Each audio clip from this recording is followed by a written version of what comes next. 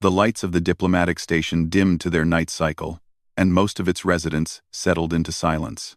Outside the wide viewports, a blue-white star burned quietly, casting long shadows through the artificial corridors. For many species aboard the station, night was a time of rest and ritual. For Elias Ward, it was a time of maintenance. Elias lived alone in his assigned quarters, a clean and simple room built to human standards. The bed was pushed slightly to one side. The walls were bare except for a small earth flag and a framed photograph of a cloudy sky over an ocean. To anyone watching from outside, the room would have looked peaceful. But inside, Elias was awake. He sat upright on the bed, his back straight, his feet flat on the floor. His eyes were open, focused, calm. Around him, several small medical drones floated in slow circles. They glowed with soft white and blue lights, scanning his body, checking readings, and making tiny adjustments. Thin lines of light traced patterns across his skin, connecting to faint metallic marks near his spine and shoulders. Elias breathed slowly. He had learned long ago how to control his breath during discomfort. The process he was undergoing was not pleasant, but it was necessary. The neural implants inside his body needed daily recalibration. Without it, old injuries would return as sharp pain, weakness, or worse. Tonight's session was longer than usual. The station's gravity fluctuated slightly, making the work more difficult. He welcomed the challenge. Endurance was something humans understood well. Several corridors away, Kathira moved quietly through the station. She was assigned as Elias Ward's attendant, a role her species took very seriously. Kathira belonged to the Lethari, tall and slender beings with pale, reflective skin and dark, thoughtful eyes. To the Lethari, order and timing were sacred. Entering a private space without permission was considered deeply improper. Kathira did not intend to do that. Earlier in the evening, the station's central system had issued a soft alert. A minor power fluctuation had affected several residential sectors. Most species would ignore it. Trusting the station's systems, Kathira, however, had been trained to check on her assigned guest personally in such situations. The alert message she received was unclear, delayed, and poorly translated into Lethari script. She paused outside Elias's door, holding a small data pad. According to her schedule, Elias should have been resting. Humans, she had been told, required long periods of unconscious recovery. They were emotional, fragile, and prone to stress. Her instructors had emphasized caution. Kathira placed one long finger against the door panel and requested entry. There was no response. She waited, her inner senses uneasy. The alert message replayed in her thoughts. Power fluctuation. Possible system interruption. She imagined the human envoy asleep, unaware of danger, his weak biology unable to detect subtle changes in the environment. Against her instincts, she authorized the door to open. The panel slid aside without a sound. Kathira stepped inside and froze. Elias was not sleeping. He sat upright, surrounded by hovering machines. His skin bore marks she had never seen before. Some faint, some clearly artificial. Soft lights moved across him, touching scars that looked old, deep, and deliberate. His jaw was tight, his eyes open and focused, not showing fear or confusion. To Kathira's senses, the scene was deeply wrong. Among the Lethari, pain was avoided whenever possible. Medical procedures were performed under full sedation. Conscious suffering was considered unnecessary and cruel. Yet here was the human envoy, awake, alert, allowing machines to work inside his nervous system. Kathira's breath caught. Her people did not breathe air the same way humans did, but the reaction was similar. She felt a surge of fear mixed with confusion. Was this a ritual? A punishment? A test of some kind? One of the drones shifted slightly, reacting to the sudden change in the room.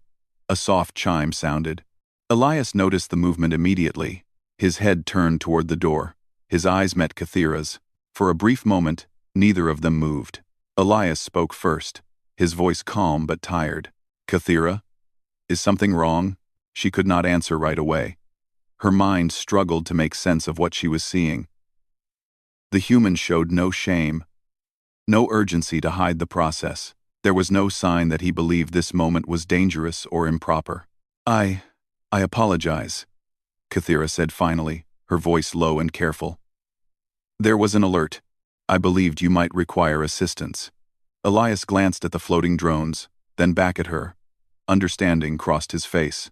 It's all right, he said. False alarm? Yes, she replied automatically, though she was no longer sure what false meant. Her eyes kept returning to the glowing lines on his skin, the way his muscles tensed and relaxed with measured control. The slight tremor in his hands that he did not try to hide. Are you injured? She asked. Elias considered the question. Not exactly, he said. The answer confused her even more. Before she could speak again, the station's system chimed softly, signaling that the power fluctuation had been resolved. The drones around Elias dimmed slightly as the recalibration cycle entered its final phase. I didn't mean to intrude, Kathira said quickly. I will leave at once. She turned to go, her movements stiff. Wait, Elias said. She stopped, though every instinct told her she should leave immediately. I should explain, he said gently. I don't want you worrying for no reason. Kathira turned back, her eyes wide and unblinking. Among her people, explanations were given later, in controlled environments. Humans, it seemed, preferred directness. These implants, Elias continued, touching the faint metallic line near his collarbone, keep my nervous system stable. Old damage. They need daily tuning. You are conscious during this process, Kathira said, more statement than question. Yes, by choice. Yes. She struggled to understand. Does it not cause distress? Elias smiled faintly. It does. But distress isn't always dangerous. That sentence stayed with her. I see, she said, though she did not. Not really. The drones completed their work and drifted toward a charging port along the wall. The lights faded, leaving the room in the soft glow of night mode. Elias rolled his shoulders slowly, testing his range of motion. Thank you for checking on me, he said. Really? Kathira bowed her head slightly, a sign of respect she rarely used for non-Lethari. I will update the records. And I apologize again. I apologize again. No harm done. She stepped out of the room, the door sliding shut behind her. In the corridor, Kathira stood still for a long moment. The station felt different now. Quieter. Heavier. She replayed the image in her mind. A human sitting awake in controlled pain, calm and focused, treating suffering as routine. This did not match the profiles she had studied. Humans were meant to be unpredictable, emotional, and weak under pressure. Yet Elias Ward had shown none of that. As she walked away, Kathira realized something had changed. A single accidental moment had shown her a truth she was not sure she was ready to face. Somewhere in the station's data network, logs updated automatically. Anxiety levels among staff would soon rise, though none would openly say why. And in his quiet room, Elias lay back on his bed, unaware that his normal routine had just begun to alter how the galaxy saw his species. The night cycle continued, but sleep did not come easily to either of them. The next cycle on the station began quietly, but something unseen had shifted. The corridors were the same clean white. The soft hum of life support and distant engines remained steady. Yet for those who worked close to the human sector, there was a change in behavior that could not be measured by sensors alone. Kathira walked her usual route, carrying a small tray of nutrient packs designed for human consumption. Her posture was correct, her movements smooth, but her thoughts were unsettled. She had not reported the full details of what she had seen the night before. Officially, her log stated only that Elias Ward had been awake during a medical procedure. Nothing more.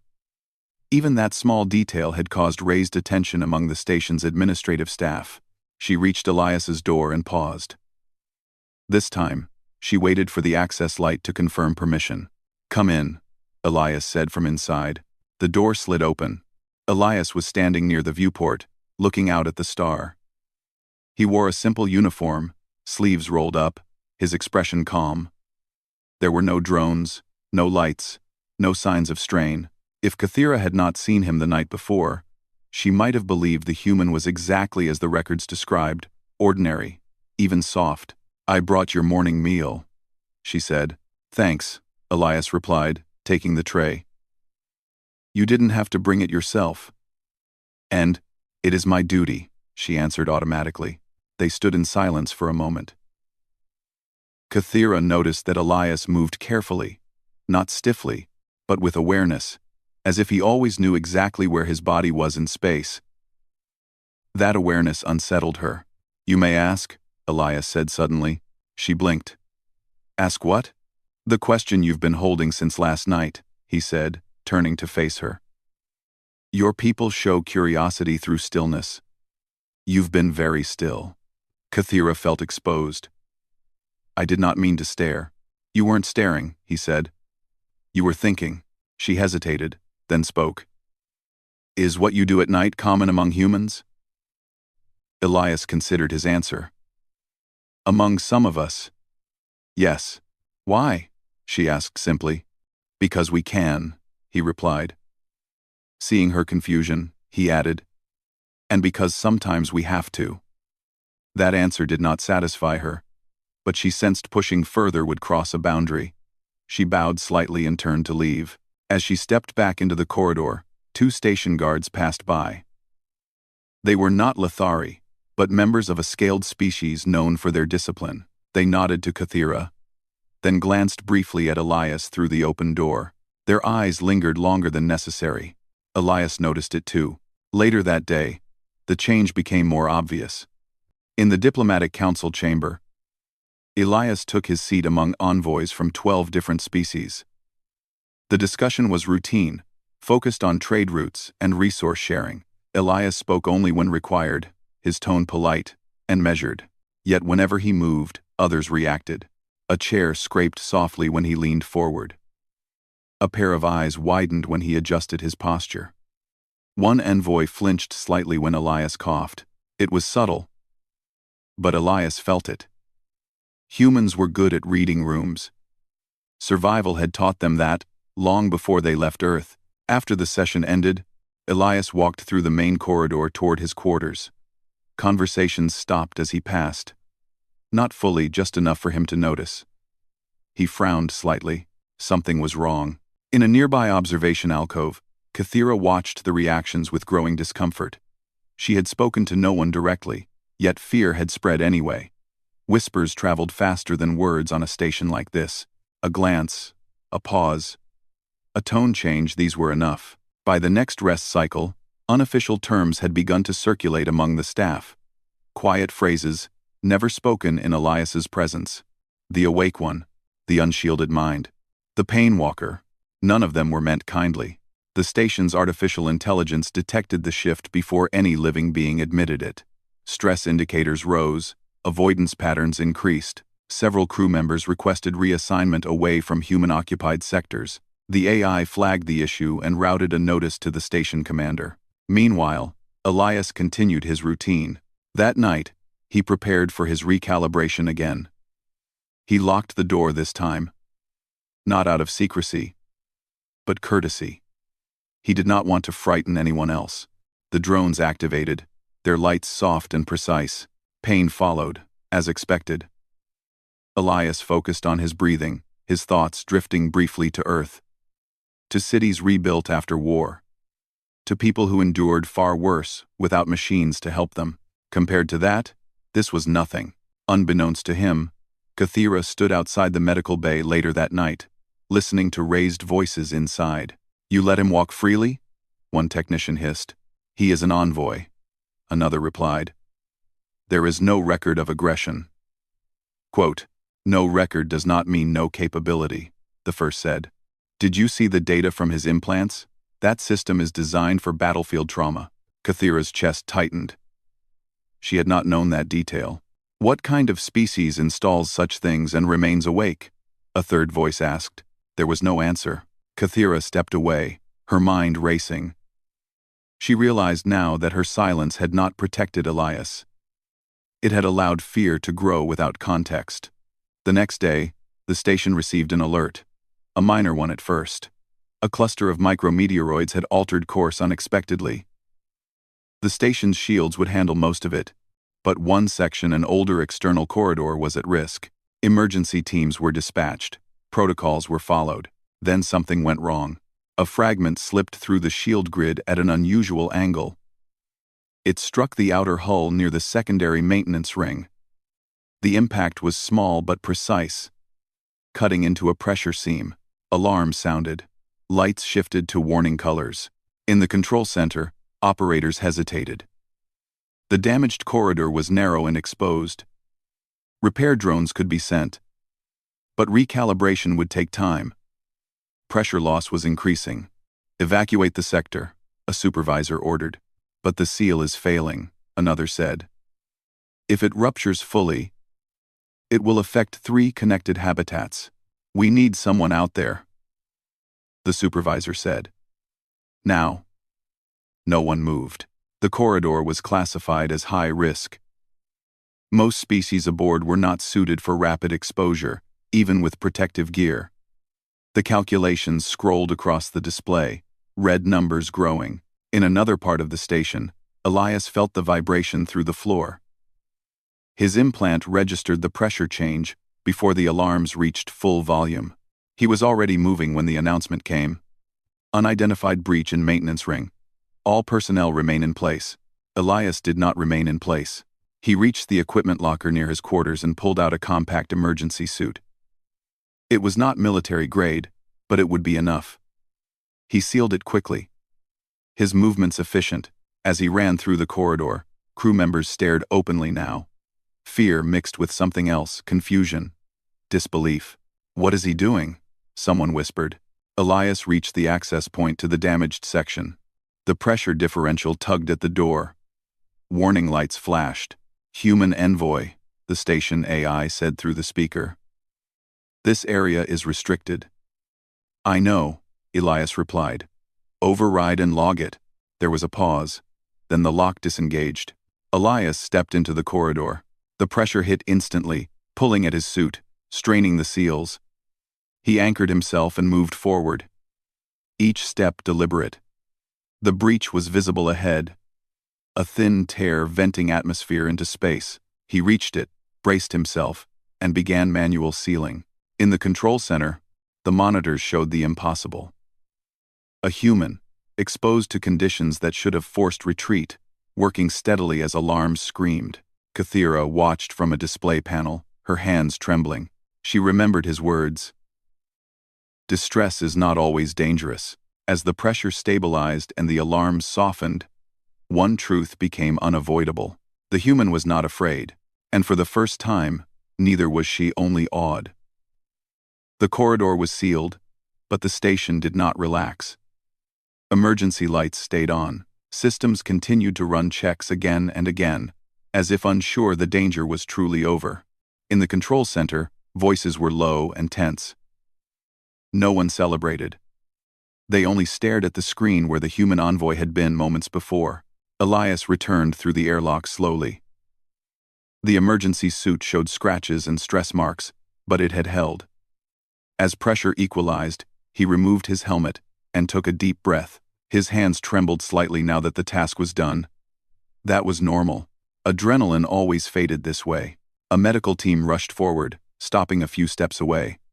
They hesitated, unsure how close to stand. "I'm fine," Elias said before they could speak. "Just tired." One of the medics scanned him anyway. The readings caused a small stir. Heart rate elevated. Oxygen lower than ideal. Neural activity high but stable. "He should be unconscious," one technician whispered. Elias heard it. He did not respond. Kathira stood at the edge of the group. Her face was calm, but inside her thoughts raced. She had seen many emergency responses in her service years. Never had she seen one carried by a single being, moving directly into danger without hesitation. The station commander arrived shortly after. He was a broad, armored being from a species that valued strength and caution equally. "Envoy Ward," the commander said, his voice controlled. You violated station safety protocols. Yes, sir, Elias replied. And I'd do it again. There was a pause. Several beings shifted uncomfortably. You saved 3 habitats, the commander continued. Your actions prevented mass evacuation and potential loss of life. Elias nodded once. I'm glad. The commander studied him closely. You will submit a full report. Of course. As Elias was escorted to medical observation, word spread fast. Faster than fear this time. The whispers changed tone. He held the breach. Without panic, he chose to go. The station AI updated its internal models. Human risk response was no longer listed as unpredictable. It was listed as deliberate. Kathera followed Elias to the medical wing, though she had no official reason to be there. When the door to the observation room closed, she stood outside. Her reflection, faint in the glass. Inside, Elias sat on the examination table. The medical drones hovered again, quieter than before. Their lights traced his injuries, old and new. The implants glowed softly as they adjusted to the recent strain. Envoy Ward, the AI spoke gently through the room's system. Your neural load exceeded recommended limits. I know, Elias said. Log it. There is concern among the staff, the AI continued. Your behavior has caused distress. Elias exhaled slowly. That wasn't my intention. Intent does not remove effect. No, he agreed. But neither does fear remove reality. The AI paused, processing. Outside, Kathera listened. She realized this was the first time she had heard Elias speak this openly. Later, when Elias was cleared to leave, Kathera stepped forward. You should rest, she said. I will, he replied. After recalibration, she hesitated. May I observe? Elias looked at her, surprised. Why? Because, she said carefully, fear grows fastest in darkness. And I believe light is needed. He considered her words, then nodded. All right. But only if you want to. That night, the door remained unlocked. Kathera entered slowly, announcing herself. Elias was already seated, the drones active but not yet engaged fully. The room felt different now, not threatening, but solemn. She stood at a respectful distance as the process began. Lights moved. Systems hummed. Elias's face tightened briefly, then relaxed as he focused. Does it always hurt? She asked quietly. Yes, he answered. Does it always matter? Yes. She watched closely. Not with fear now, but with attention. She noticed how Elias never fought the discomfort. He acknowledged it, adjusted to it, and continued. Among my people, she said, pain is considered failure. Elias smiled faintly. Among mine, it's information. That stayed with her.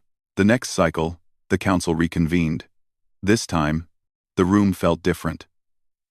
Elias entered, and no one looked away.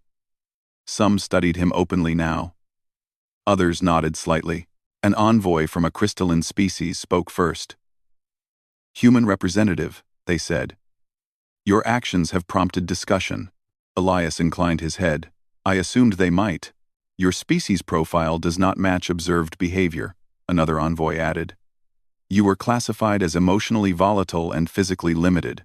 Classifications change, Elias said calmly. Reality doesn't. There was a low ripple of agreement.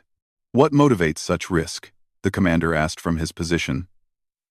Duty alone does not explain it. Elias thought for a moment. We grow up knowing things can break, he said. Bodies, systems, worlds. So when something does, we don't freeze. We fix it. Or we try. Silence followed. Not uncomfortable, thoughtful. After the session, several envoys approached Elias. Questions were asked, not aggressive ones, but curious. Respectful. Kathera watched it all, a quiet pride growing within her. She realized she had become something new without meaning to.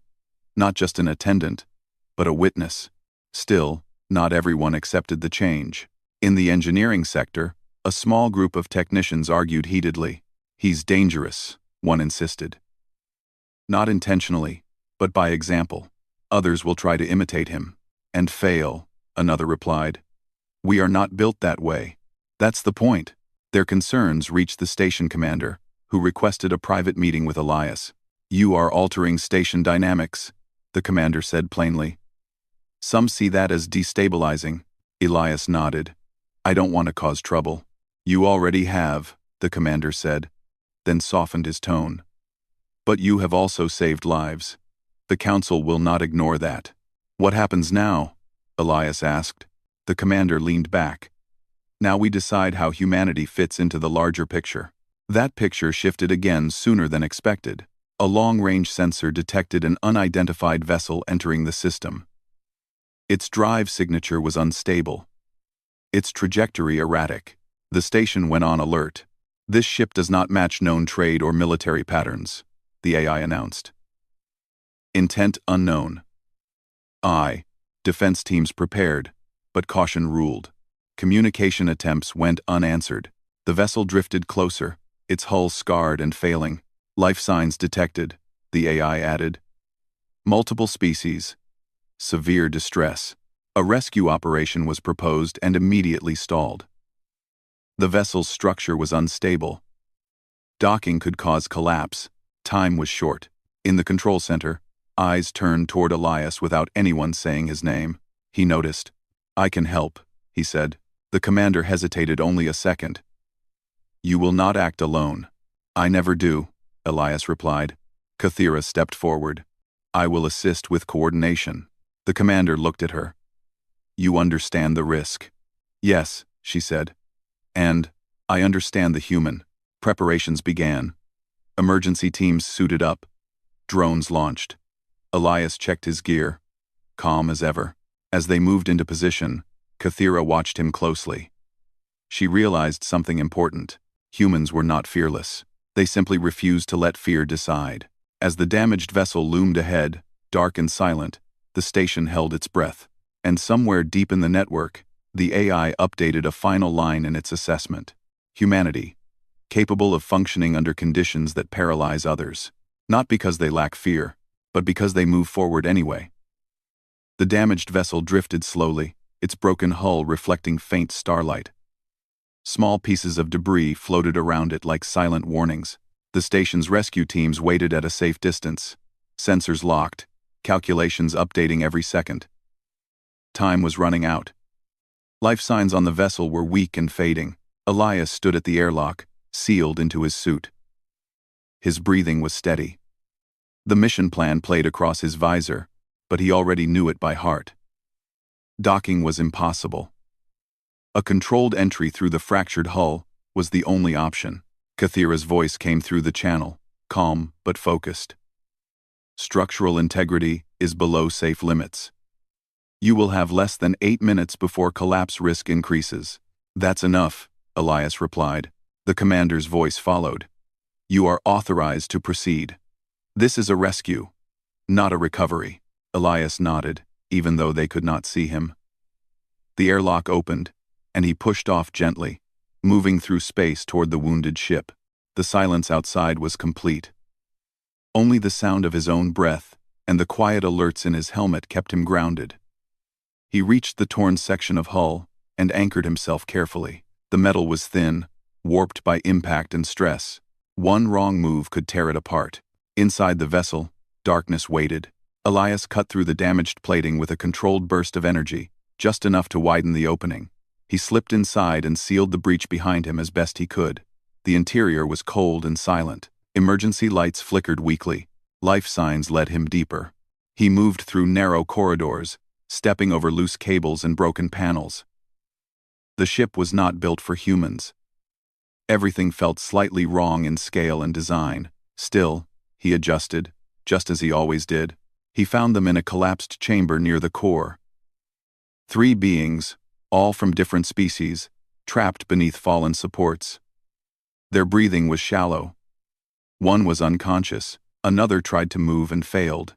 Elias assessed the situation quickly. The supports were heavy, fused into place by damage.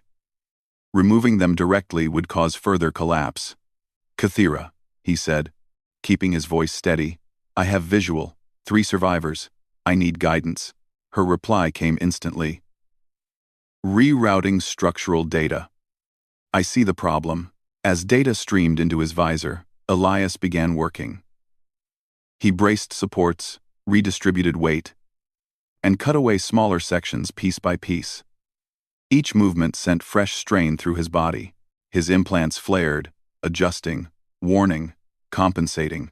Pain followed, sharp and demanding. He welcomed it. Pain meant he was still able to act. Minutes passed. The vessel groaned, metal shifting under stress. Alarms in Elias's suit warned of rising danger. "Elias," Kathira said softly, "your time is nearly gone." "I'm almost done," he replied. With a final effort, he freed the trapped beings and activated their emergency stabilizers. He secured them together and prepared them for extraction. As he turned to leave, the ship shuddered violently. A section of the ceiling collapsed behind him, blocking the return path. For the first time, Elias paused. The suit's readouts flashed red. Structural failure was accelerating. The path he had entered through was no longer viable. "Kathira," he said, his voice calm but tight. "I need an exit." She was already working. "There is another breach forward, but it is unstable. Send me the route." A pause. Then, route sent. Elias moved. Each step was harder than the last. The ship felt like it was fighting him, tearing itself apart. He shielded the survivors as debris fell, his body absorbing impacts his suit could not fully block. The pain grew, but he did not slow. At the final breach, he attached the extraction line and secured the survivors. He sent them through first. Then the hull cracked. The force threw Elias backward, slamming him into the corridor wall. His vision blurred.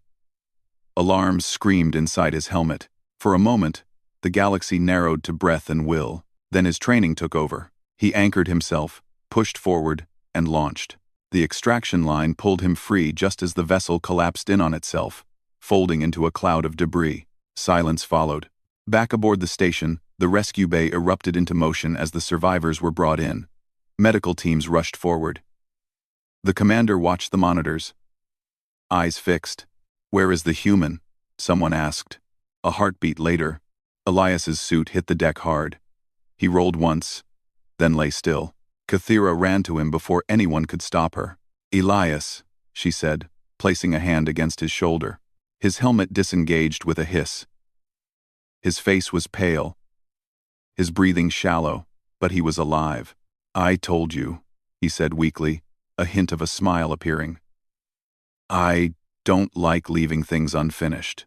Medical teams took over, lifting him carefully onto a stretcher. As they worked, they saw the full extent of the strain his body had endured. The implants had prevented catastrophic failure, but barely. Hours passed. When Elias woke, the room was quiet. The lighting was soft. His body felt heavy. Every movement, a reminder of what he had done. Kathira sat beside him. "You should not have survived that," she said. He smiled faintly. "Probably." The station council convened later that cycle. This time, the atmosphere was clear. No fear, no confusion. The commander spoke first. "The rescued individuals have been stabilized. All survived." A ripple of relief spread through the chamber. "The actions of Envoy Ward," the commander continued, "have forced us to confront an error in our understanding." The council listened. "Humanity is not reckless," he said. "They are adaptive. They do not seek pain, but they do not retreat from it when necessary." A formal motion was proposed. Humanity's classification was updated, from limited risk species to endurance class civilization. The record noted, "Capable of sustained function under extreme stress, high pain tolerance, and voluntary risk acceptance for group survival." The decision passed unanimously. Kathira stood as Elias's liaison during the announcement. She felt something she had never expected: pride. Not just in him, but in having witnessed the truth first. When Elias was released from medical care, he returned to his quarters. The station felt different now. Not tense. Respectful. Crew members nodded openly. Some offered thanks. Others asked questions. Elias answered when he could. That night, as he prepared for recalibration, he paused. You don't have to stay, he told Kathira. I know, she replied. But I choose to. The drones activated. The familiar lights filled the room. Elias focused his breathing. Kathira watched. Not with fear, but understanding. Across the station, data logs updated. Training manuals were revised. Diplomatic assumptions rewritten. The galaxy had learned something important. Humans were not strong because they ignored pain. They were strong because they accepted it, learned from it, and kept moving forward. And sometimes, all it took to change everything was one accidental moment in the dark and the courage to step into it.